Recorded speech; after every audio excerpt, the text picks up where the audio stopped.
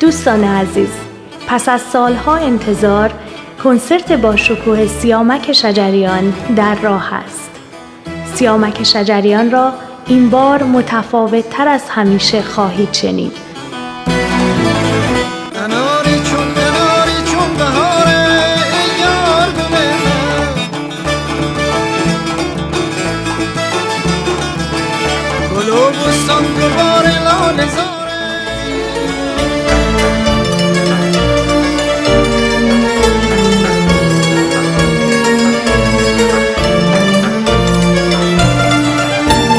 به همراه آوای دلنشین فرشته دهقانی با عاشقانه ترین ترانه های خاطر انگیز. من که فرزند این سرزمینم، در پی توشه خوش چینم، شادم از پیشه خوش چینی، رمز شادی بخوان از جبینم.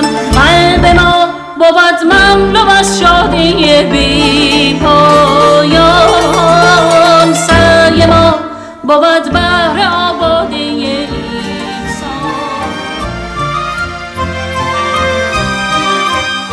به همراه آهنگسازی، رهبری ارکستر و اجراهای استثنایی از پدیده بی‌بدیل موسیقی خارج از کشور، کیاوش نورانی.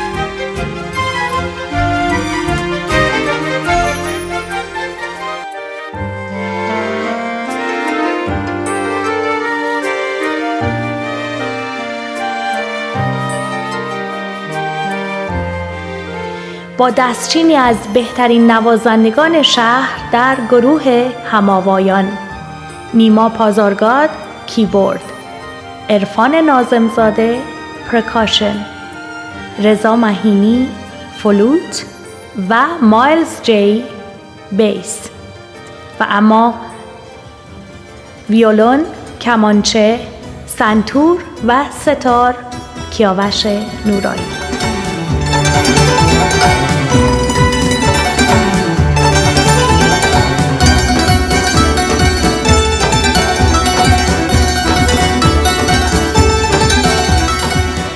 این شب فراموش نشدنی را باید بیایید، ببینید و بشنوید.